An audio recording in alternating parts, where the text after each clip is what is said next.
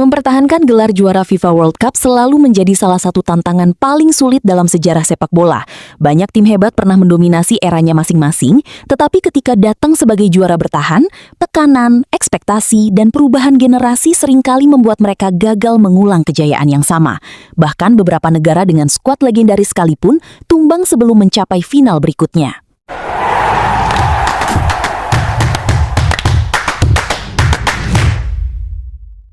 Dalam lebih dari 90 tahun sejarah Piala Dunia, hanya dua negara yang pernah berhasil mempertahankan gelar, Italia pada 1934 dan 1938, serta Brazil pada 1958 dan 1962. Setelah itu, tidak ada lagi tim yang mampu menciptakan dominasi serupa. Tim-tim besar seperti Germany, France, hingga Spain pernah datang sebagai juara bertahan dengan status favorit, tetapi semuanya gagal mempertahankan mahkota dunia.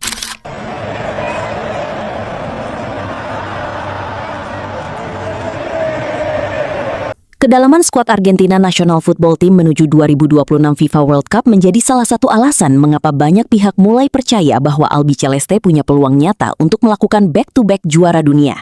Setelah sukses di Qatar 2022 dan menambah trofi 2024 Copa America, tim racikan Lionel Scaloni tidak hanya mempertahankan fondasi juara, tetapi juga berhasil membangun regenerasi yang berjalan mulus.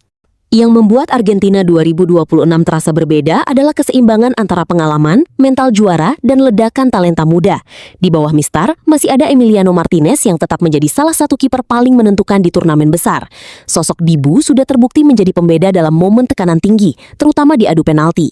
Namun yang menarik, Argentina juga memiliki lapisan penjaga gawang berpengalaman seperti Geronimo Rulli dan Juan Musso, sehingga posisi kiper tetap aman meski rotasi terjadi.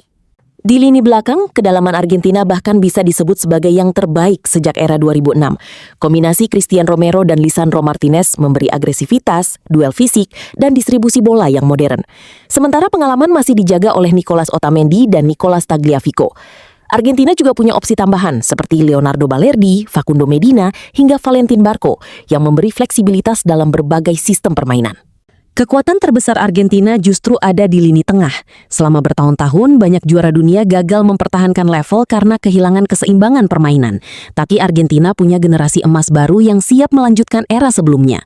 Enzo Fernandez, Alexis McAllister, dan Rodrigo de Paul masih berada di usia matang untuk level internasional. Mereka sudah memahami sistem Scaloni, memiliki chemistry kuat, dan terbukti mampu tampil dalam laga besar. Namun yang membuat kedalaman Argentina terasa menakutkan adalah hadirnya generasi baru seperti Nico Paz, Franco Mastantuono, dan Claudio Echeverri. Nico Paz berkembang pesat sebagai playmaker modern dengan visi dan kreativitas tinggi, sementara Mastantuono bahkan disebut sebagai salah satu talenta terbesar Argentina dalam satu dekade terakhir setelah menembus tim senior di usia sangat muda. Di lini depan, Argentina mungkin memiliki stok penyerang paling lengkap di turnamen nanti. Lionel Messi memang sudah memasuki usia 38 tahun, tetapi perannya kini berubah menjadi otak permainan dan pemimpin emosional tim. Argentina tidak lagi sepenuhnya bergantung pada Messi seperti era sebelumnya. Itu terlihat dari berkembangnya Julian Alvarez dan Lautaro Martinez yang sama-sama sedang berada di level elit Eropa. Lautaro bahkan menjadi top skor Copa America 2024 dan terus tampil tajam bersama klub maupun timnas. Belum lagi nama-nama seperti Alejandro Garnacho, Giuliano Simeone, hingga Thiago Almada yang memberi variasi kecepatan, pressing, dan kreativitas. Argentina kini punya banyak opsi untuk menghadapi berbagai tipe lawan, bermain sabar, menyerang cepat, bertahan rendah, hingga pressing agresif.